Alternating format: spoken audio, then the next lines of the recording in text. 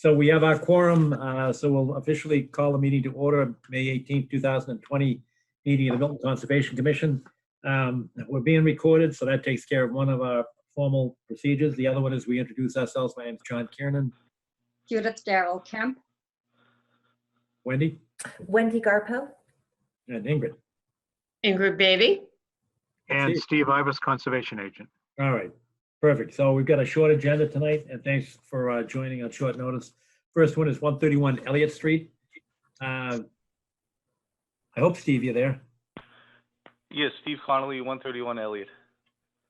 All right, good. Steve, I did not receive any documentation from you today. Did you get anything to Kathy Bowen? Other than my request for the extension, all the plan, we're not requesting any changes, John, so the plans will be on file. Right, but we need, and I know you're out of time because today is the deadline, but we need something from you, even like a letter form asking for an extension. Now, yes, He sent that, John. We have that. He sent that in, I believe. yes, I sent a request last week, and also I attached the extension form. I forget the number form from DEP for the commission to sign. Steve, do you have the form for us to sign? I I haven't seen it. have not seen the extension form either.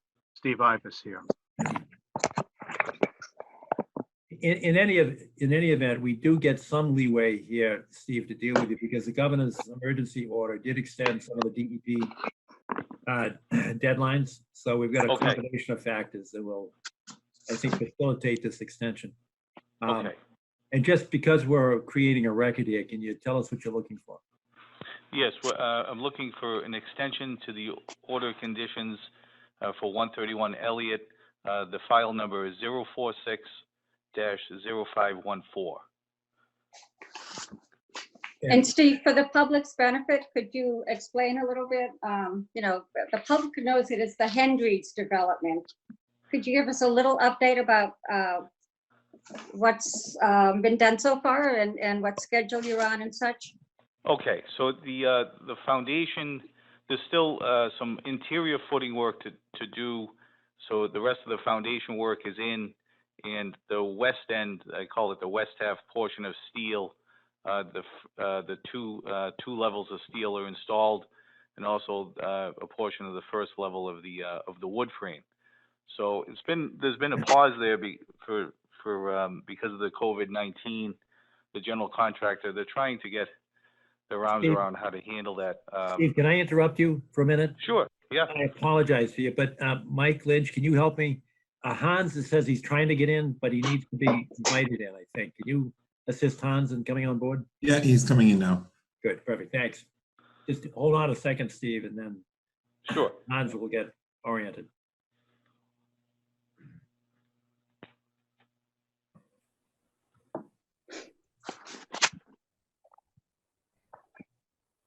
Hans, if you can hear me, it's John Kiernan. You're still on mute that I can see. So if you unmute and announce yourself, it'll be great. There you go. There I am. Hey, there you go. All right. Hi, all. Everybody has to be somewhere. Yeah. Thank you, Hans. I apologize for the delay. It was a bit of a scheduling issue. So. All right, not a problem. Steve Conley was in the midst of explaining his request for an extension of his order of conditions. So Steve, I interrupted you. I apologize. Can you go back and kind of pick up where you left off? Sure. We're essentially mid-construction. We have, I'd say, 85% of the foundation work done. There are some interior piers where the steel frame will be, the bearing points will be on the interior. The perimeter foundation is done, but there's some interior piers on the Central Ave side of the property to be installed. There's steel installed on the west end. Also, we started the first floor wood frame. With the COVID-19 pandemic from mid-March, there's been a delay. The contractor was trying to get his arms around a lot of issues there with liability and work plans and things like that. But we anticipate being back in there possibly after Memorial Day, but definitely the first week in June to continue. And you know, it's essentially there's a good year left there before that place would be closed out, and I'd be able to come to you for a closeout request. But we're minimum, so that's why I'm asking for a 2-year extension to make sure that we have plenty of time. All right, can you go back over one point? Because I did see a concern expressed by, I don't know if it was the LSP, but one of the engineers said that those pier supports were not sufficient for weight-bearing purposes. I know that's Right, not the 85%, it's the 15%, but what's That's going the on there? 15% that's left. So there's been a back and forth with, and we haven't resolved those. Those did not take, John. They didn't. The installation didn't go as the contractor had planned, and we have to go back to the original spread footing design, which is it's just those are gonna have to be removed, and they're gonna have to excavate in those specific areas and get down through the urban fill and get down to the glacial and install stone and pour our footing. So we're back to the original. All right, any questions? Notwithstanding the governor's order and DEP's extension of certain time limits, today is the 18th, and this is the deadline for Steve. So that's why we put on today's hearing, so that we could advance this without having to start the process all over again. Are there questions from commissioners? One question for me. I think the extension is in order, of course. I think it's appropriate. There was an issue, and Steve, I think you checked into it regarding the booms, that they were not in place. I live very close to the property, so I was concerned about the booms being in place. Steve, can you comment? You're talking about the booms in the river? In the river, correct. The booms that we saw in the river were on the other side from an Eversource issue. Are there booms required for this project? No, there's not. Not in our order of conditions. Yeah. Yeah, I agree with Steve on that. Okay. I just wanted to clarify that. Sure, Okay, thank you, sure. guys. Mhm. Any other questions? Steve, any comments or questions that you have? No. All right, I think it's a good idea to extend. Wendy, you have a question? Yes, quick question. Just as a matter of procedure, is a 2-year extension typical? I've seen 1, 2, and 3-year extensions. Okay, It's usually done to fit the construction phasing. They're trying to fit like a calendar, but Steve indicated that he could probably finish up in a year, but to be safe, I don't mean to speak for you, Steve, but I assume that you mean that, you want to be safe and extend it 2 years instead of 1. Yes, that's correct. yeah, it makes sense. So we've And- done 1, 2, and 3-year extensions. And Wendy, we did a 1-year extension just last Tuesday. I remember that, which is why I asked the question. Sure. Okay, All right, Thank you. anything else? Then is there a motion to extend the order of conditions at 131 Elliott Street for a period of 2 years? Anybody with a motion? So moved.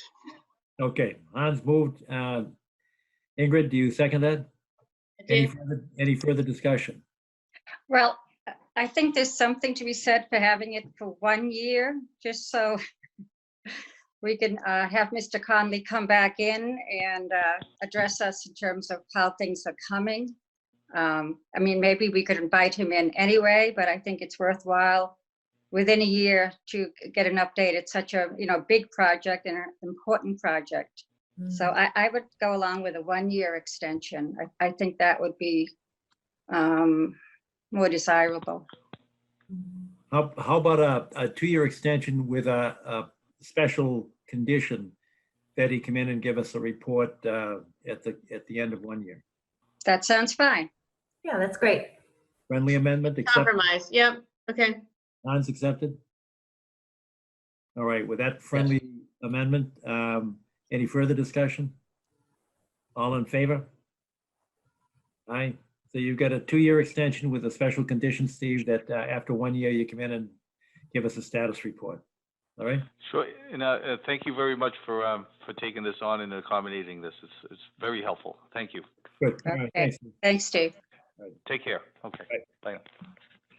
Next on the agenda is notice of intent, 151 Woodland Street, Woodland Road, rather. This is a continued hearing from last Tuesday. Hi, Deb. Good morning. Jack, good afternoon. Oh, there you are. We received your revised plans, and I think that it reflects that which we talked about last Tuesday, at least as far as I can see. Deb, can you describe what happened to the foundation drain and how far it was pulled back and what the riprap looks like? Sure. I pulled the outlet or discharge point towards the existing home 10 feet, which pulls it 10 feet away from where where it was currently installed to the proposed, and I've installed a 5x5 sediment trap, which would be your riprap. So it would be a little depression just to allow the water to flow into that, spill over, and then into the flow down into the wetland. As I look at the plan, it looks like the pipe continues on the south side of the riprap. That's the existing. So I wanted to show where it was taken from. It's hard to tell because it's the PDF, but this is a lighter color. So what you see extending is where the current, you can see the INV invert 18458. That's currently where it is now. And we'll pull it back to the top of that riprap area. Mhm. And then that, yes, exactly. Right there. Right where the hand is. All right. So I'm just trying to show where it's coming from, where it's gonna be pulled back from, so that there is a, you can see where that changes. Understood. And can you tell us with respect to the trees? I noticed that one of the things we discussed, and I'm looking at the notes on the new plan, tree removal notes, number 4 says that no tree removal is allowed beyond the proposed tree line as shown without prior approval of the Conservation Commission. Correct. And I also have another reference up. Yes, if you stop right in the middle there, yes, it should right to the right of the hand. Yep. Another note saying the same thing. So that's the proposed tree line. So no tree removal beyond this point without prior approval, to try to make sure that that's crystal clear to everyone. I did change the symbols so that we could see the trees a little bit better on the plan. Hopefully that shows better. Okay. So the green dots are living trees to be removed. The red dots are the dead trees that are to be removed. And the one blue is a 6-inch white oak that Steve clarified is out there that we did locate, that's going to be retained. That's within that grading area. Okay. And what are you doing for the new grade in terms of holding the slope? Plantings, I mean. It'll be a low ground cover. So just below that tree line note that's on the plan, there's a proposed ground cover on all sloped areas. Yeah. So it'll be a low line ground cover. I believe we were talking the blue vinca, is that correct?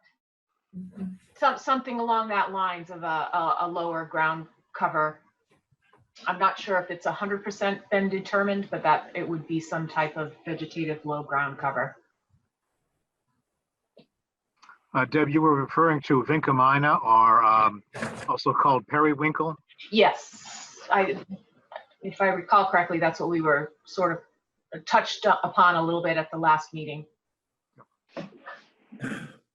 Well, do you want to make whatever the ground cover, the final decision on that is subject to the approval? And I certainly don't care if Steve approves it as an administrative act.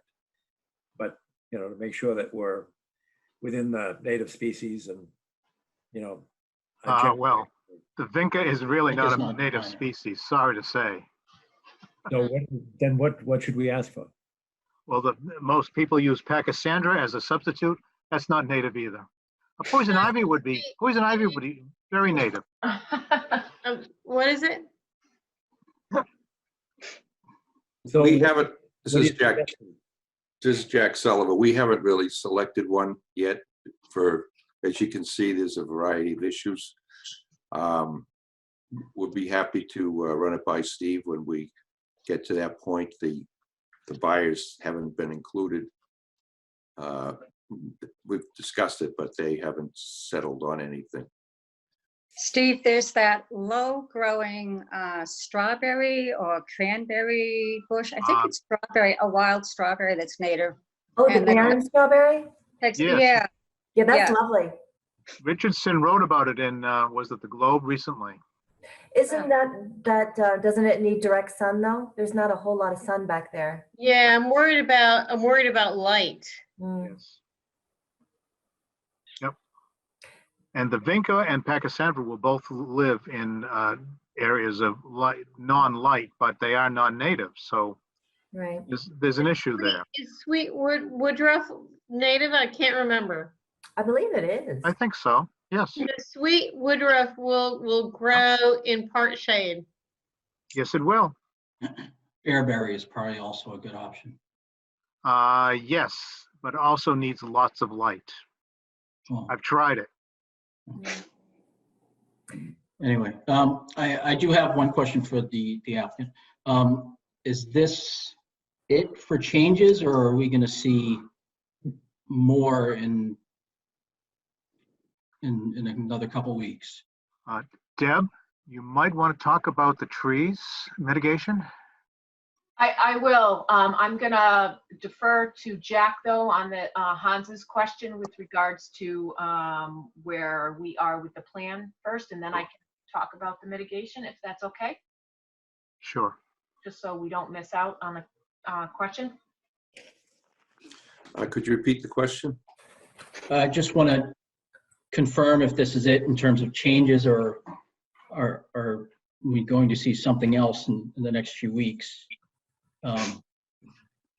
This plan has evolved quite a bit since the original notice of intent application, and so it's getting more and more difficult to track what the original application consisted of. So I'm just looking for verification that we're there in terms of what this is going to end up being.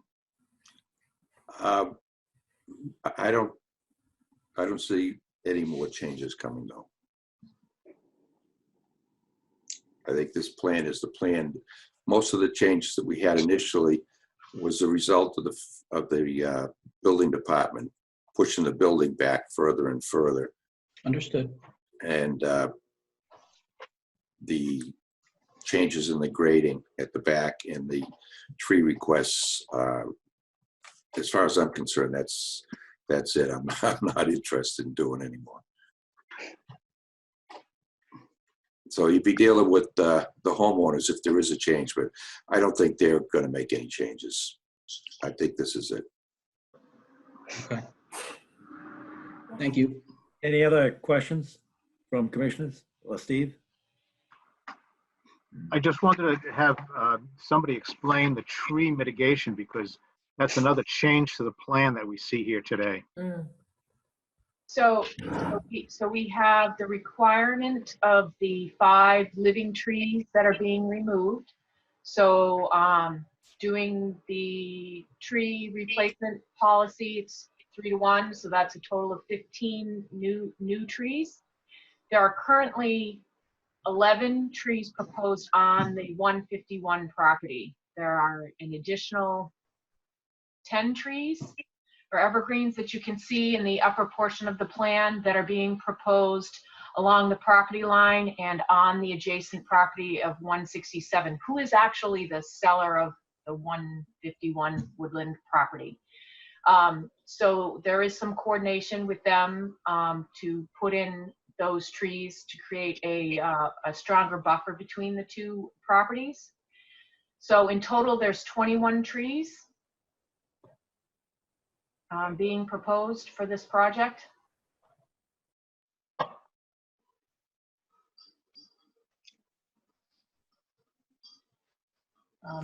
If that's what you wanted me to clarify, correct, Steve?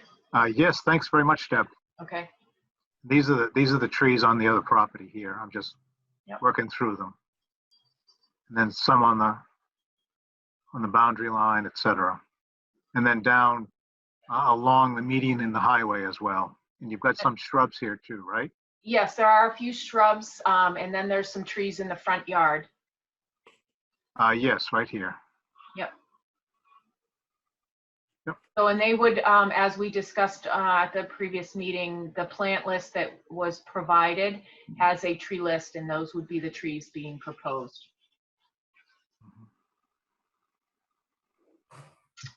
I do believe we added a couple of notes too, Steve, if you pan over to the right a little bit in those tree mitigation notes that I added to the plan. Okay, hang on a sec. We'll go to the right. And come up a little bit. So I tried to note on the plan here as well and try to be specific that there's the 5 living, the 5 dead, how we were calculating out the 15 trees being proposed, that they have to have a minimum of a 3.5-inch caliper. And I did add a note just mentioning that if any of the living trees are retained, we would adjust the 3-to-1 if they weren't being removed. But at this time, they all are anticipated to be removed. All right, Steve, there was one comment that you and I had discussed, and that was that Oh, some yes. photographs have been taken regarding and will be taken after the tree removal, so that the line of demarcation beyond which trees will not be removed, and shown in number 4. We're going to have not only this map that will be approved, assuming there's a vote to do so, but we'll also have photographs in the record to demonstrate where that line beyond which there won't be tree removal. And what I did the other day was I tried to take some pictures from very close to this point here, the blue, and from here, the propane tank. But the pictures were obscured by these trees that are going to come down. So I figured that it's better to take the photographs after the trees come down of this area of the tree line and behind, okay? Just to let you know. Would that be something, Steve, that we could do when we file the COC, as to require those photos for the record? Yes, Would that be the correct time? that's correct, but we'll have them to compare to the photos that were taken just after the trees are taken down. Okay, yep. Okay. We'll Sure. have 2 sets, sure. Any other questions, commissioners? Steve?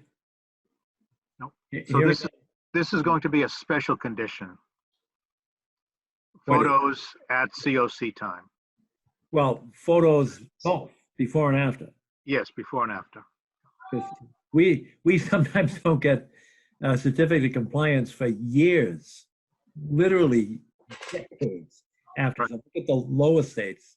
We were getting them, 20 years after construction. So I'd like to have that, the special condition, photographs taken after the tree removal and then at the certificate of compliance time as well, to compare to this plan. This will require 2 votes. One, because the order of condition already exists, we have to make a decision as to whether or not this is a significant change or not significant change. If it is a significant change, then the applicant would have to go back and file a new notice of intent. If it's not a significant change, then we can simply amend the order of conditions in accordance with the plan that we see before us. So is there a motion that this should be deemed a not significant change? Steve, can you take down the map at this point? Of course. Let's see. Michael, I'll need your help. How do we do that? Oh, stop share. Thank you. John, before we we move on that, could you please clarify for new commissioners and folks at home what the standard is for how we determine whether or not it's a significant change. I think it's a little bit like beauty. It's in the eyes of the beholder. Exactly. I don't think there are any set performance standards as to what's significant or not. In the past, what we've done is to look at something like a change in the house footprint being significant, or if you're moving from, farther away from the wetlands, moving the whole footprint of the into the area closer to the wetlands, that would be a significant change. I see. Something that would have a direct impact on the resources that we protect. I don't see these changes as having a significant adverse impact on the resources that we protect. So I put that into the not significant or insignificant change. But that's sort of my own. And again, it's a little bit soft by way of definition, which I acknowledge. And Wendy, the word significant is not, it's not defined in the regulations. So it's up to the interpretation of each Conservation Commission at each hearing. Okay. Thank you for that, both of you. With that, is there a motion that this would not be a significant change?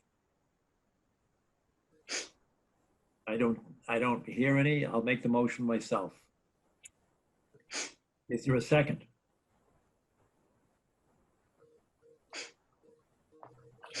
I'll second. Okay. Thanks, Wendy. I'm looking for a consensus here. If there are issues that we should address, then now's the time to address it, because the next motion is required that the order of conditions be revised in accordance with this new plan. Is there a motion? Well, I guess we have to take the vote first on the significant, insignificant. We've got that motion. It's been seconded. Is there any discussion about that? Hearing none, all in favor that this would be a not significant change? I vote aye. 2, 3. All opposed? I'm going to abstain. I'm abstaining. I said the last time I was not at that last site walk when this was all seen, so I'm abstaining from this vote. Okay, Ingrid? I think I was at the last site walk, but I'm not sure if you can remind me, Steve. Were you at the last sidewalk? I don't think so. No. I don't believe Even if I so. thought you Yeah, were. Maureen, that I was not at the Okay. last site one. I think I was at the previous one. Right. Been a lot of years. We've been up there a lot. We've been there a lot. Correct. Correct. Yeah. That was the one that Jerry was with us by phone. That's correct. Nope, I think I was not there. No, you were not. You're not. You are correct, Ingrid. You are not there. Therefore, what is your position on the vote? Yay, nay, Well, or? I feel like I cannot vote. All right, that's 2 abstentions, 3 in favor. That motion carries. So it's an insignificant change. Now the vote would be whether or not we should approve the changes to the order of condition as proposed on the site plan presented by Deb Keller. Is there such a motion? We've still got two abstentions here, so I'm assuming you're not going to make the motion.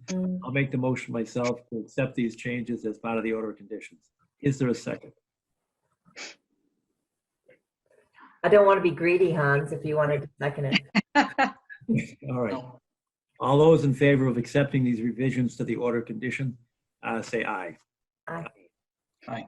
Great, there it is. 2 abstentions again on that vote? Yes, correct. Motion carries, 3 in favor, 2 abstentions. So you've got the revisions, Jack and Deb?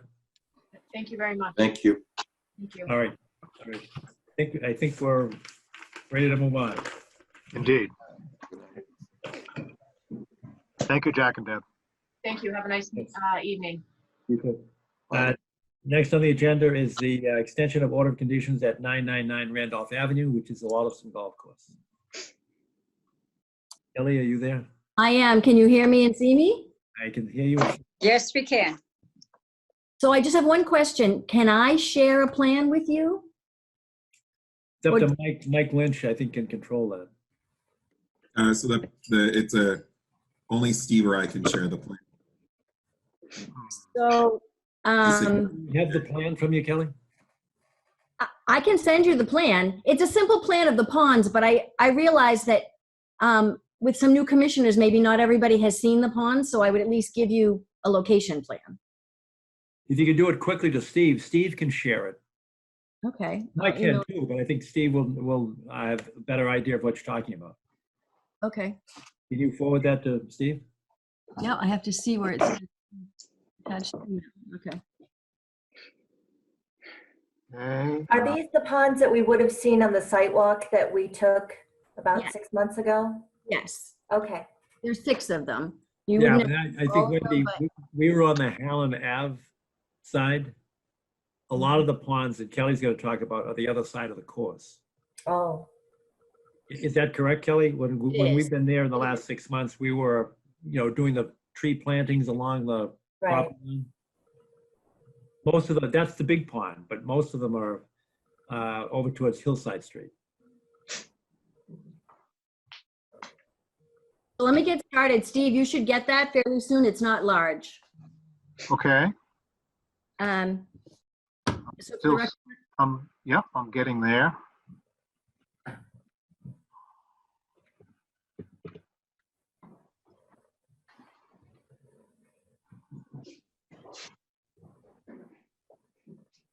well, I can get started and then we'll talk about it.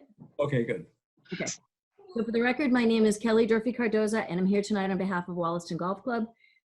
Wollaston is seeking a 3-year extension on Order 46225 to permit management of aquatic nuisance vegetation. This is an extension of an order that was originally granted in 1998 under both the Wetlands Protection Act and under the Milton Wetlands Bylaw. The objective of this has always been to manage the nuisance levels of aquatic vegetation while preserving a beneficial cover of native plants for fish and wildlife habitat. And so there's been no significant alteration to the resources since this has started. Okay, so there are 6 ponds. You could just point out, Steve, for me, Randolph Ave Randolph Ave is here. here, and we drove in that driveway right there. Yeah. And on the right-hand side is Pond 1, or Russell Pond. And then as we were driving up the driveway to the clubhouse, there would be ponds 2, 3, 4, 5, and 6 on your left. They're across the golf course, so as John said, that you wouldn't have seen them where we were before. Okay. So we're proposing treatment by Solitude Lake Management. All chemical applications will be performed by certified applicators. The aquatic herbicides are registered by the US EPA and Massachusetts, and they'll be applied consistent with the order that was granted in 1998 and has been extended, as well as a DEP license to apply chemicals, which is every single year. Prior to treatment, the shoreline will be posted with signs warning all temporary water use restrictions prior to treatments, and the license to apply chemicals will be filed with DEP. So we're asking to use 4 products. We've used 4 products over the last number of years, but we're asking now to change one of them. The 4 products are listed in your packet. I guess I have a question. Did you all get what I sent on Friday? I forwarded it to everyone. Did everyone get it? Yes. I did, yes. And Kathy got the hard copy today, and the check for the extension was also in there. So the 4 products that are being proposed for use are fluoridone, diquat, and copper, which have been used historically. And there's one product that was used historically that we'd like to replace.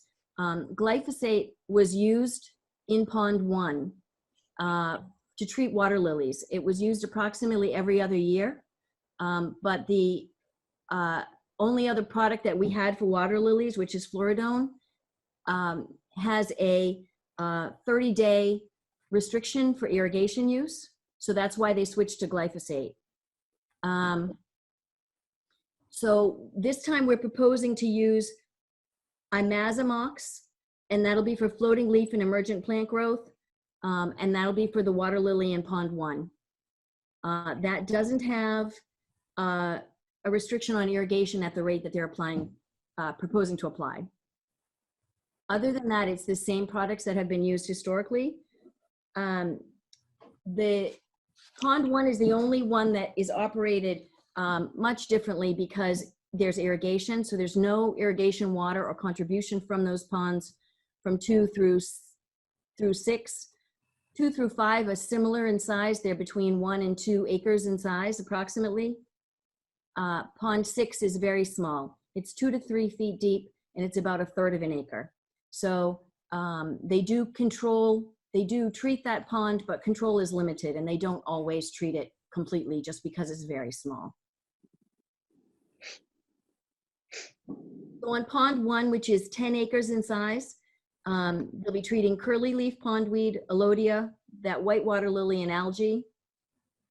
And the other ponds, they will be treating for the same products, but they will not be using the Imazamox. They'll be using Floridone because there's no irrigation contribution. So I can go through some details on the chemistry of each of those. It's in your package. And Actually, Kelly, before you do, let me ask you, what kind of, are there fish in these ponds? There are fish in these ponds. What kind of fish are in the ponds? I don't honestly know. Are they stocked or are they natural? I think that they have been stocked, but I swear this always comes back to our friend, but there was a neighbor who decided to fish there at some point, so I believe there's been no fishing for many years. Okay, but you believe there are fish in the pond, but you don't know what kind of fish. That's correct. And what about amphibians? Are there frogs who live here as well, or do you know? I know I don't know about the irrigation pond because I've never seen them, but I do know that there are frogs in the other ponds. And what kind of frogs are in the other pond? Oh, Judith, you're asking questions I'm not prepared to answer.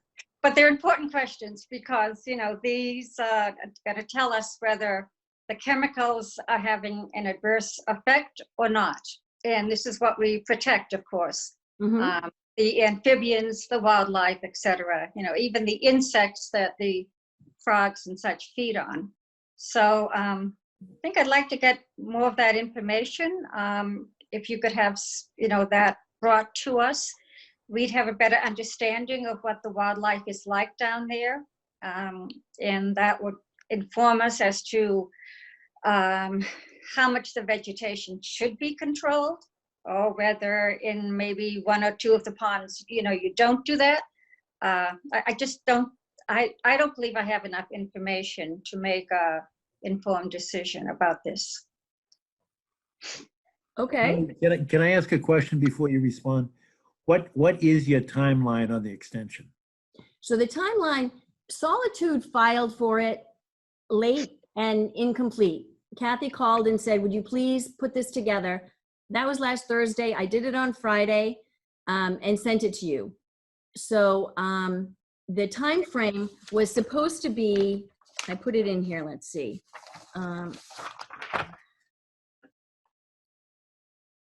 They submitted on May 6th. It was April 19th of 2020. But we have the extension, the COVID-19 order number 17 and chapter 53 of the Acts of 2020, both of which grant extensions. I can't remember. I read it, but I can't remember how long the extensions are. I'm trying to figure out how much time do you have. So they're going to be, as long as we're in a state of emergency, Right. all permits are tolled. There are slightly different terms between the two. Hold on. That's the convenience of being in my office.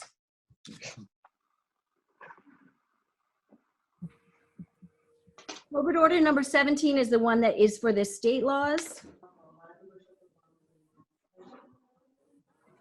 And I think constructive approvals have 45 days after the termination of the state of emergency, but permit tolling, I think, is approval shall toll during the state of emergency. And the local one has similar language. All right. The point being is that if we continue this for additional information per Judith's request, that it would not put you at risk.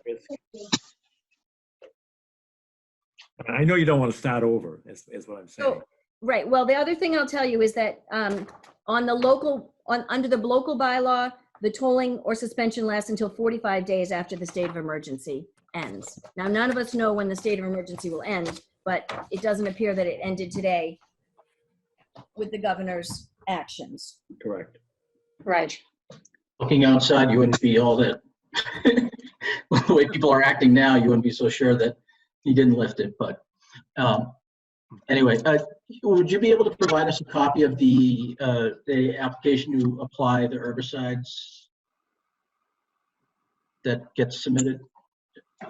To DEP? You said that the applications submitted to DEP? Yes, and I can provide you with the license. I have last year's license in my file. Okay, how often does that have to get? Once a year. Once a year. So Yes. when will it be submitted again?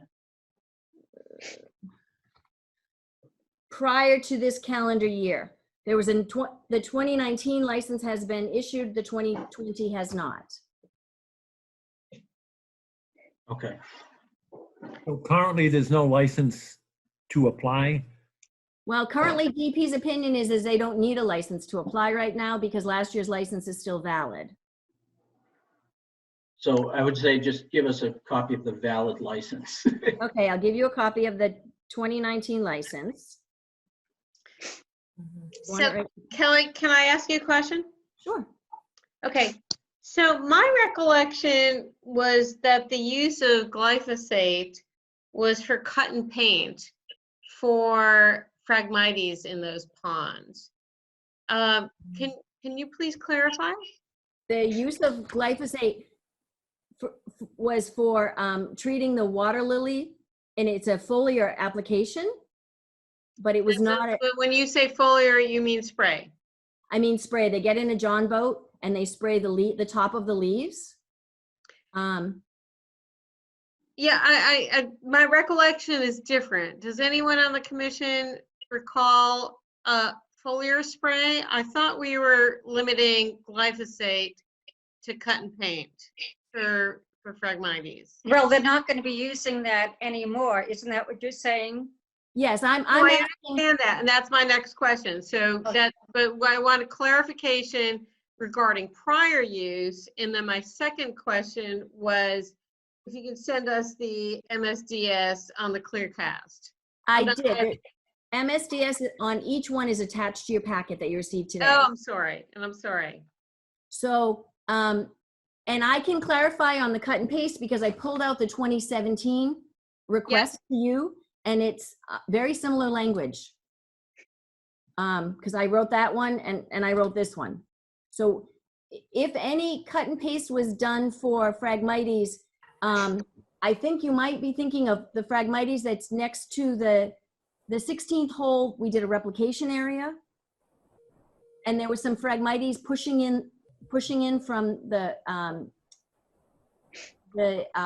wooded areas. I think you might be right. Yeah, okay. And so we've done cut and paste there, but here in the ponds, it's always been a foliar treatment. Okay, so I'm sorry, I didn't have a chance to review the MSDS on the ClearCast, but I'll do so. Ingrid, just in terms of historical context, I recall that we did have a discussion about cut and paint versus spray on Houghton's Pond as Yeah. well. So that issue did come up there. And it's about the same time frame. All right, so do you need anything else? The MSDS is there. Do you need anything more on what's the new product, Claire? Clearcast, yes. Do you need anything else on that one, Ingrid? I do, I just want to review it, and I'm sorry I didn't have the chance to review it. Foliar, spray is is never optimal in my mind because it gets disseminated and also, you know, carried by wind and whatnot onto other foliage other than the intended foliage that you want to kill. You know, and I apologize, you know, I didn't review that, so I can't comment. I don't think that water lily, that cut and paste works there. Yeah, I think you're right. I think you're right. I They're agree. rooted in the I bottom agree. and then they float. Yeah, I agree. I agree. So, so technically glyphosate is still approved at the EPA level and at the state level Yeah. for this use in It this is. application method. I felt like I just didn't think it was the best choice, given all the concerns there are in the world right now. Great. What are your measures to contain the foliar spray application regarding surrounding plants that you do want to preserve? So they only do it for water lily. They do it every other year, typically. Yeah. Sometimes less frequently than that.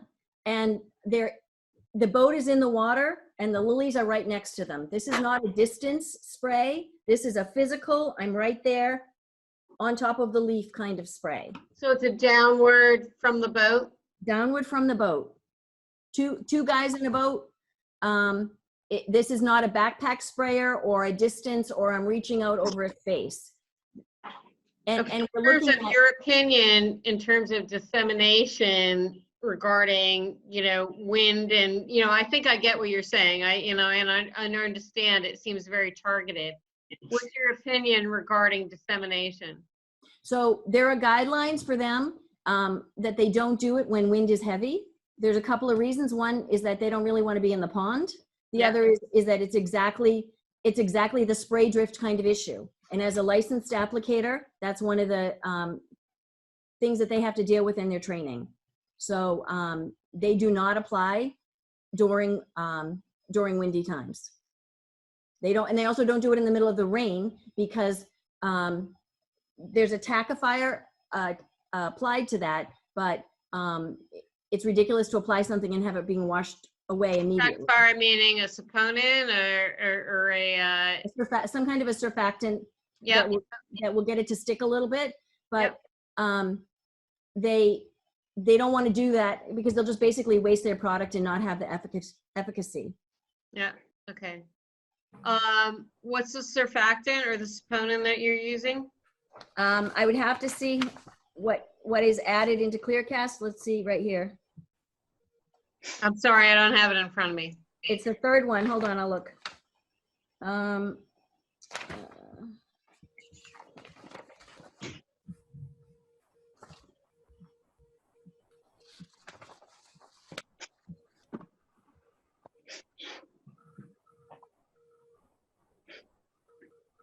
The other thing that's important, I think, is that this is a salt,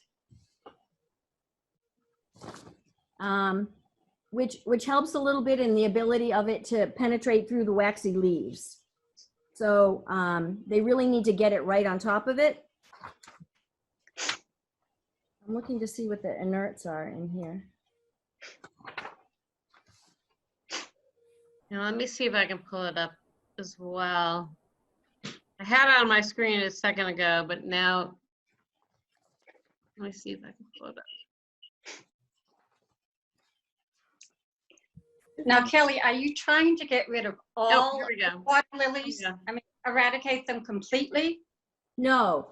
As I said before, the plan is just simply keep it from taking over the pond. They want to make sure that there's adequate areas for cover for the species that are living in there, and they also try and retain as much of the native species and for the fish and wildlife habitat. So that's kind of the goal since the very beginning. Thank you, Steve. Do you see where the inerts are though? I'm still looking. Hang on.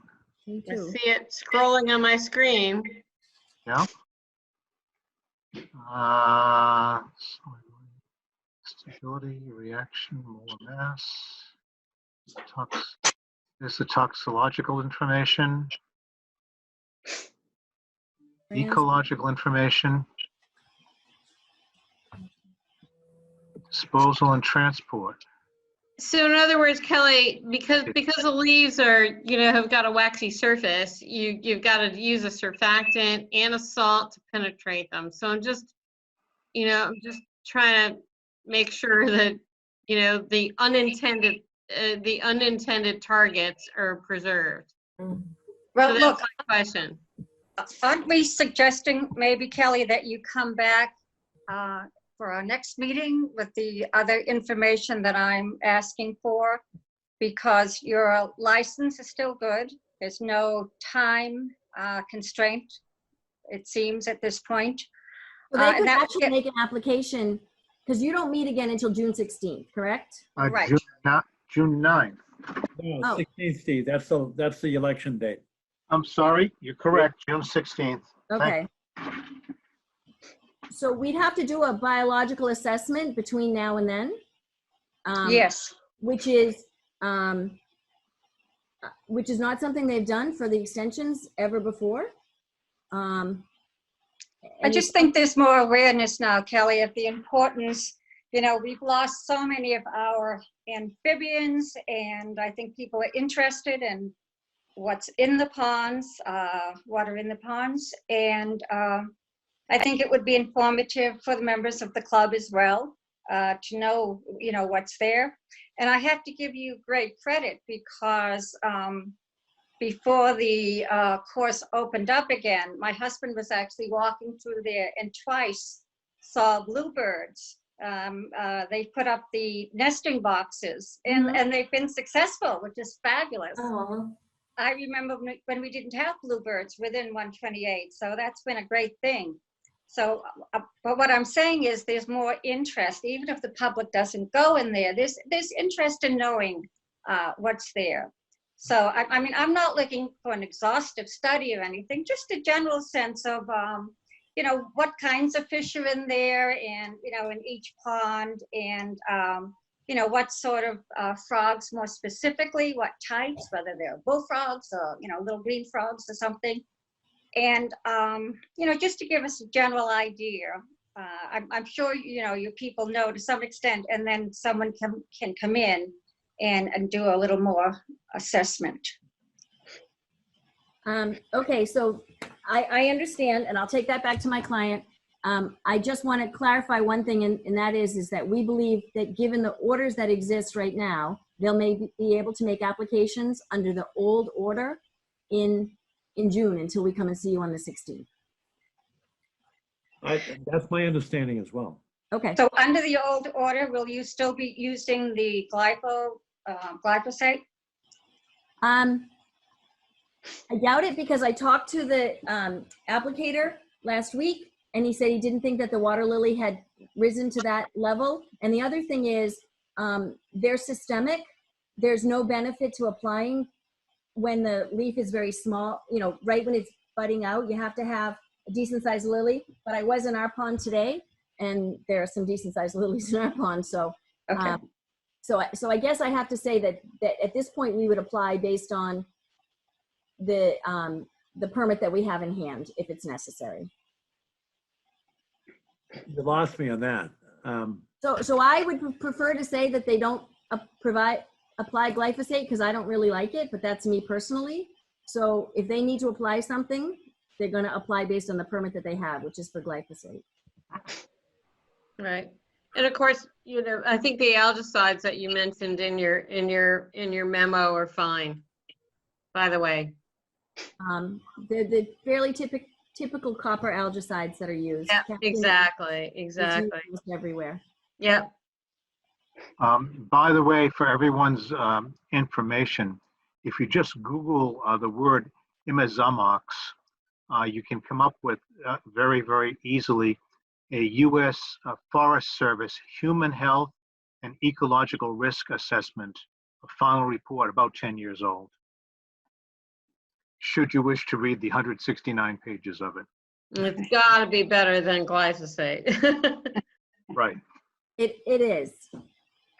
Yes. I mean, I'm sorry, I just didn't have a chance to review. all of these kill things, there's no question about that. It's just the goal is to get them to be as targeted and as limited as possible. Yeah. Well, understanding everything you said, Kelly, that, you know, if they're operating under the old permit, which they are, they'd be entitled to use glyphosate. You don't favor it. We don't favor it. Steve, you don't favor it. I do not. No. I mean, is there any way that we could get an agreement that that would not be used? It seems like it's falling out of favor with scientists, you know, right across the board. I don't think that, I don't think it'll be available in Massachusetts in the 3 years of this extension. I think it will, I think you're right. I Yeah. think it'll be gone by then, but, Yeah, it's not used in Europe any longer either. and there are at least Quite two some time, yeah. Well, based on Yeah. that, shouldn't we have a, you know, figure out some kind of a mechanism to say, don't use it between now and the 16th of June? I understand the benefits of the questions that were asked by, well, both by Ingrid and by Judith. And I understand the benefits of waiting until the 16th, but I don't want to do it at the risk of using something that everybody agrees is not good. Do you, So- you know I that, think that makes sense. Yeah. I mean, I'd like to get sort of a informal agreement that they won't use that. You know, if they need to do anything, whether it's glyphosate or anything else, given the lilies in the pond right now. It's only a month. what I'm It's saying. usually in early June that they would do it. So we're, you know, coming up on that time. We're not quite there yet. So I guess I have a question.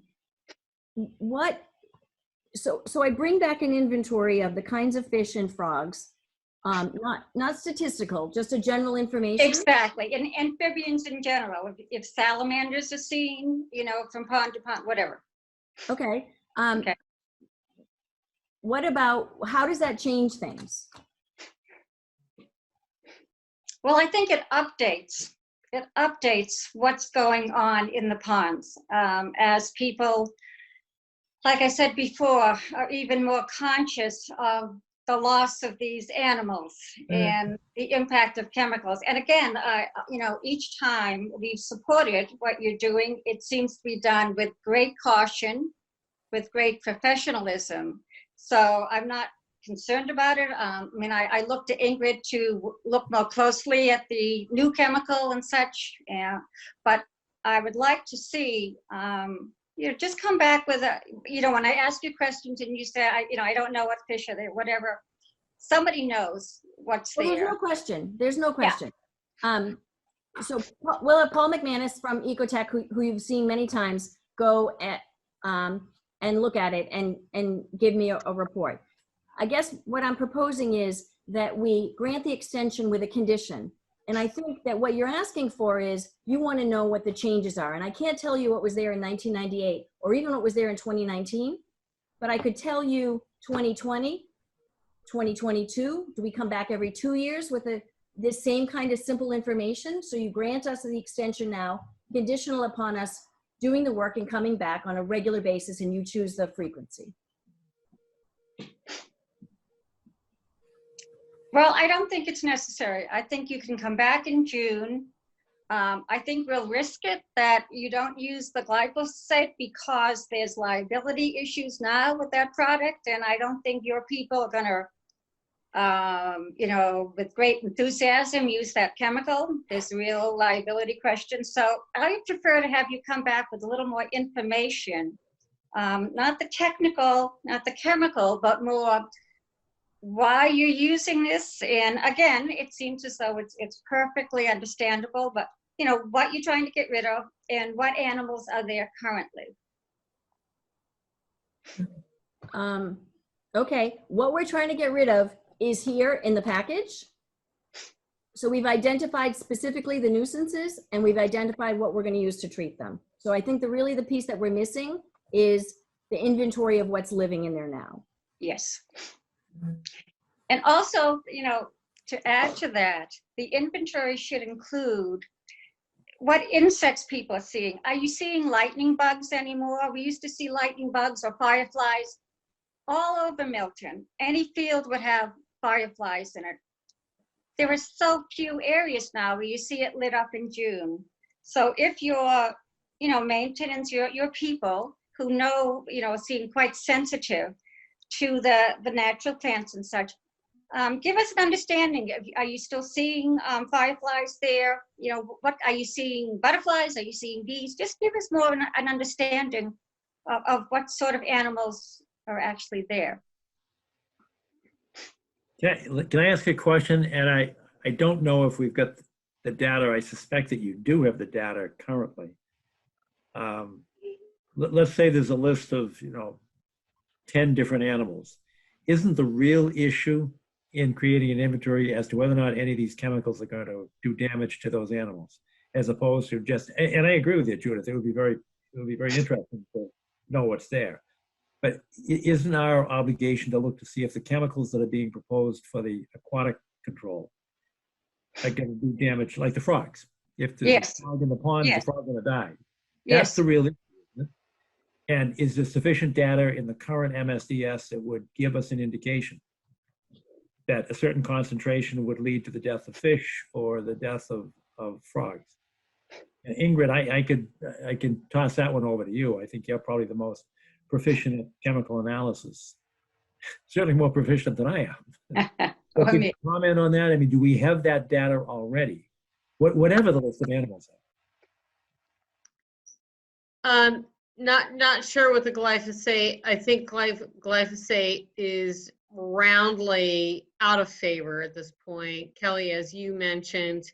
And again, I have to apologize regarding the clear cast.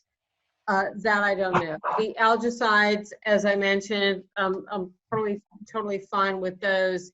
In terms of the glyphosate impact on native fish, I think, Kelly, I think everything that you've got in your pond is stocked. Is that correct? That's my understanding, but I don't believe it's been stocked for many years because there was a problem with someone fishing. Okay. However, Judith's point is well taken in that, sort of native frogs and salamanders. The salamanders are a really good sort of metric as to the health of the environment, local environment. That we haven't talked about in the past, and I cannot comment on the glyphosate impact on that, and would have to take a look at the clearcast.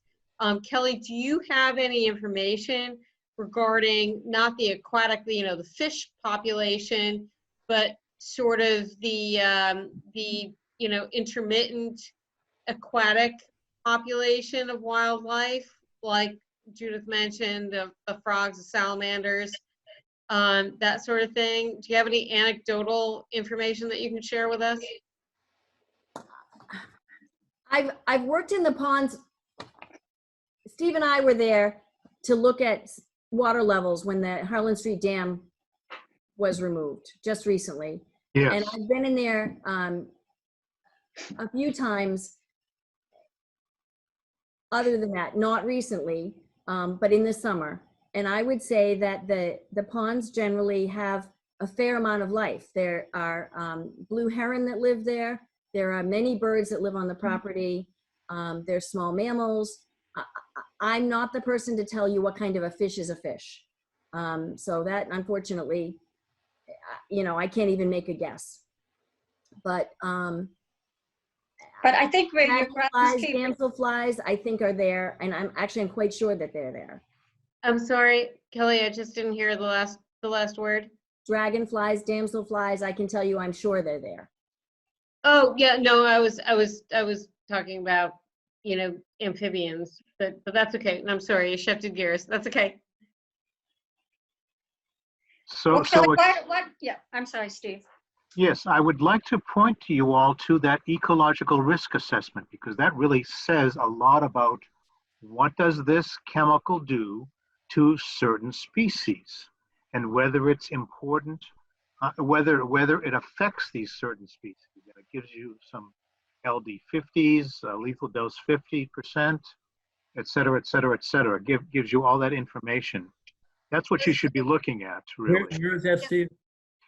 That is a Forest Service Human Health and Ecological Risk Assessment final report submitted to the Atlantic Georgia U.S. Forest Service, Southern Region, back about 10 years ago. Okay. Is that for glyphosate or clear? Clear. Yes, It's for Imagine clear. ops. Yeah. Because Clear we're cast. not- Other than this, between now Yeah, and total improvement over we're glyphosate. not We proposing all to agree on that point. glyphosate, Right. and it wasn't used last year either. Not because there's a particular concern by the applicators, but because it wasn't necessary. Well, again, Kelly, I'd have to say your grounds people do an excellent job there. You know, the native plants they put in have done beautifully. I'd like to get an understanding, you know, the information from these, I guess they're mostly guys, who are there day in and day out and know what's going on. So I don't believe what I'm asking for is extraordinary at all. I just like to have a general, somewhat informal information about these different categories, and I'm sure they'd be happy to share it with you. Okay. And Kelly, you know, just to add to Judith's comment, in terms of any, you know, I think we all agree that anything's better than glyphosate. You know, that's, you know, finding it in the blood of kindergarten kids is a little bit disturbing because it's been used so frequently.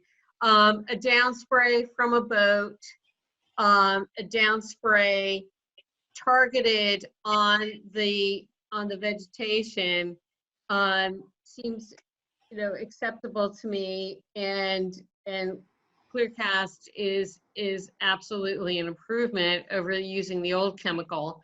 So I'm okay with that. It would be interesting to get a survey of what's there. In particular, you know, salamanders are really a marker of the health of a wetland, and frogs as well, but salamanders, you know, sort of are the beacon. So if that makes sense to folks.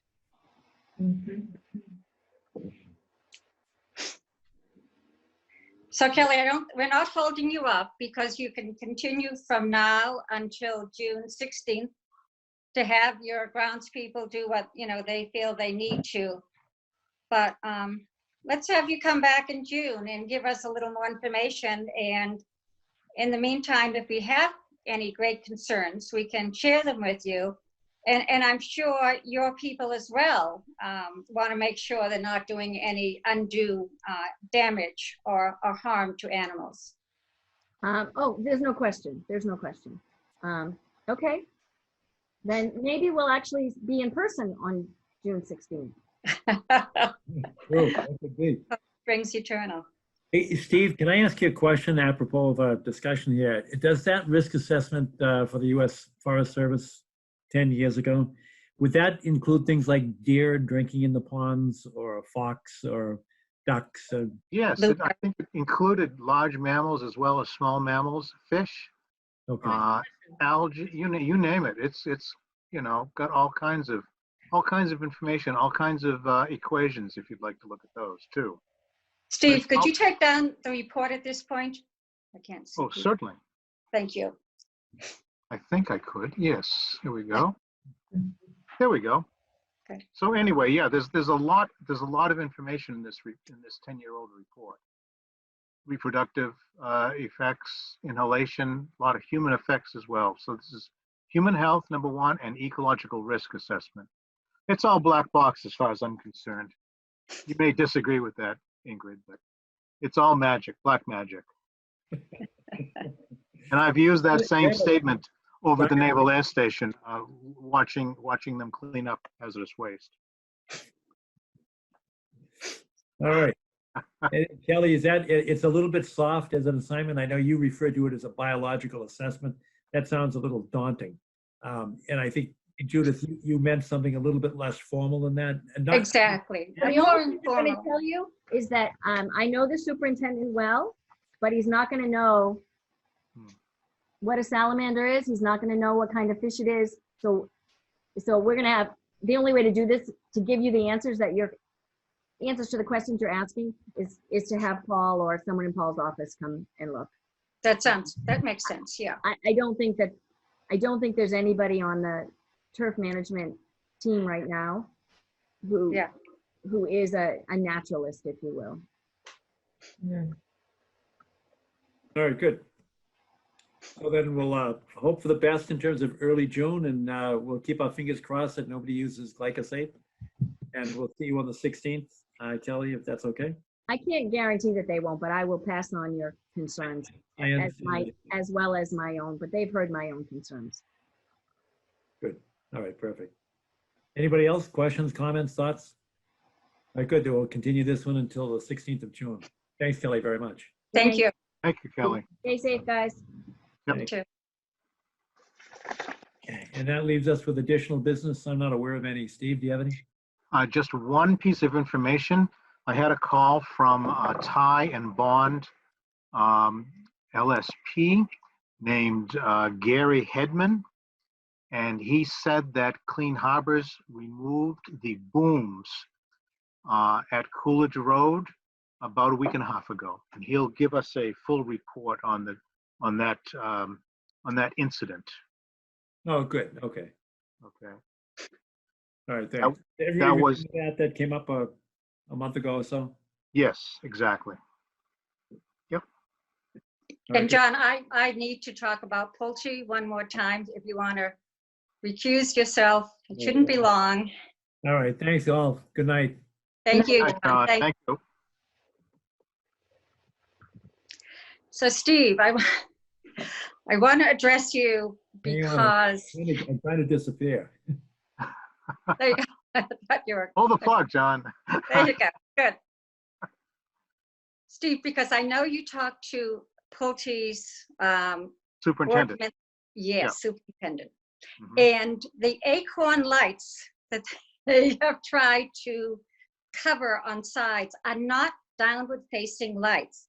And I'm looking at an email that I sent you that you replied to on March 30th, where, after the vote we took, we said specifically, the acorn lights have a base, so the light can't go down because there's the base there. And when they try to cover it from the side, it goes out the side. And we have the lights from the town that, Mr. Berkeley and Mr. Calabro have okayed. And you need to go back to Pulte's representative and say they have to be changed. Okay, Okay. I will It's do that. and keeping in mind that those two on the Unquity Road are actually within the Blue Hills Reservation, so it's Right. even more critical. And all the little developments that are there, the residential developments, they all have downward-facing lights. Nobody has these acorn lights. So let's see if we can get this done. It would be nice just to finish it, that I didn't have to keep bringing up the issue that we sort of all agreed to. Okay? Absolutely. The only thing in my favor is Mr. Berkeley evidently approved these acorn lights to Pulte. So Yes. I'm going to have to get in the middle of that. I spoke to Mr. Berkeley Okay. and recognized that, as we talked about before, I think you were in on those meetings, maybe you weren't, I'm not sure. Okay. But that, just along the way, things were not specified as they should have been. Right. But from the Right. original contract, giving them the property to Pulte, it's specified downward facing lights. So. Oh. Okay. Thank you. Okay. I will speak to Mr. Salasek tomorrow. And I'd be happy to, put my, come along if need be, but, face mask and the whole bit, but Oh, no, I can just I'd call rather him. not. Okay. It's easy. Okay. It's easy. It's an easy task. Okay. Whether it'll be received well or not is the question. And we still have that $1,000 fine that we haven't heard much about in Right, terms exactly. of the wall. I Okay. reminded him of that, and he said, well, where did you send it? And I said, I have no idea where we sent it. I will check with Kathy, but Yeah, evidently. make sure everything goes through Kathy so that, you know, Yes, she's exactly. formal. Yeah, There's a certain person named Johnston, Gary Johnston, I think it was, out at the Pulte headquarters who needs to see that request letter. Otherwise, it may take 6 months to get to him. That's all he said. I'm just quoting. That's all. okay. And I Very see good. that those houses are selling for $1.4 million, $1.5 million, so There's only one left, so hurry up if you want to buy one. it should not be any great strain on them to comply with this. it would seem. Agreed. Okay, Agreed. I have nothing else. Does anyone else have comments or any other issues that? Nope. All right, then I guess we can move to adjourn. Great seeing everybody. Thank you Take much, care. everybody. Thanks, everybody. Thanks, everybody. Take care. Night. Here.